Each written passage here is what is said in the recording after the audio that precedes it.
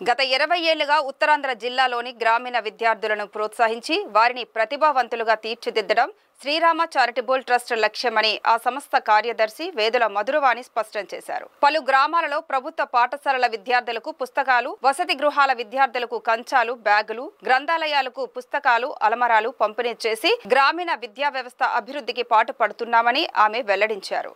ఆ సంస్థ అధ్యక్షులు డాక్టర్ తెన్నేటి సుబ్బారావు, కార్యదర్శి వేదుల మధురవాణి, వ్యవస్థాపకులు వేదుల సోమేశ్వరరావులు విజయనగరం జిల్లా లక్కవరపుకోట మండలంలోని రెల్లిగ వీరమ్మపేట, కోనమశివానిపాలెం, కొట్యాడ, లక్కవరపుకోట పాఠశాలల విద్యార్థులకు పుస్తకాలు, పెన్నులను పంపిణీ చేశారు.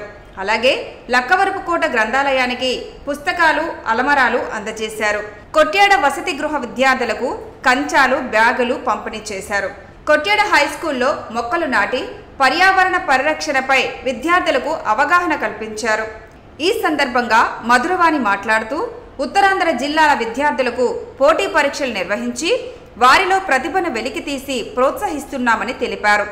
శ్రీరామపురం గ్రామంలో ప్రతి ఏటా 3 రోజుల పాటు ఈ ఉత్సవాల ఘనంగా నిర్వహిస్తున్నట్లు వెల్లడించారు.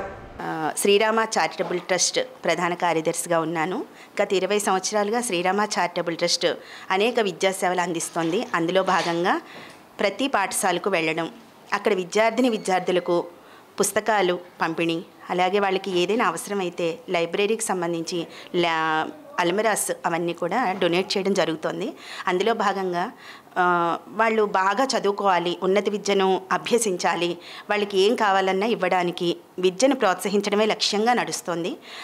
ఇందులో పోటీ పరీక్షలు అనేటటువంటివి ఒక 3 days ప్రతి ఏడాది కూడా మేము ఇలా 20 సంవత్సరాల చిల్డ్రన్స్ ఫెస్టివల్, అలాగే 36 ఈవెంట్స్ నిర్వహిస్తున్నాము. అందులో జూనియర్స్, సబ్ జూనియర్స్, సీనియర్ కేటగిరీల కింద 9 అలాగా 36 విభాగాల కింద మేము చేసి విద్యార్థుల్ని ప్రోత్సహించడం జరుగుతుంది. అయితే ఇందులో ఉపాధ్యాయ సిబ్బంది కూడా చాలా వెన్నెముకగా ఉన్నారు. మేము చేస్తున్న కార్యక్రమాన్ని భరోసా ఇస్తూ, అలాగే తల్లిదండ్రులు కూడా కొంచెం దీన్ని ఇంకా బాగా అర్థం చేసుకోవాలి. పుస్తకాలు ఉచితంగా ఇస్తున్నారు, వాళ్ళ రైటింగ్ బాగుండాలి, వాళ్ళ పరీక్షలు బాగా రాయాలి, అలాగే విదేశాలకు కూడా వెళ్ళి గవర్నమెంట్ ఉద్యోగాలు, ఇక్కడ ప్రభుత్వంలో కూడా ఉద్యోగాన్ని పొందిన వాళ్ళు కూడా ఉన్నారు. అందువల్ల ఈ సేవల్ని ఇంకా మేము విస్తృతం చేయడానికి తల్లిదండ్రులు కూడా మాకు ప్రోత్సాహం, తల్లిదండ్రులు నమ్మాలి, వాళ్ళు మేము ఇచ్చినటువంటి వస్తువుల్ని సద్వినియోగం చేయాలి.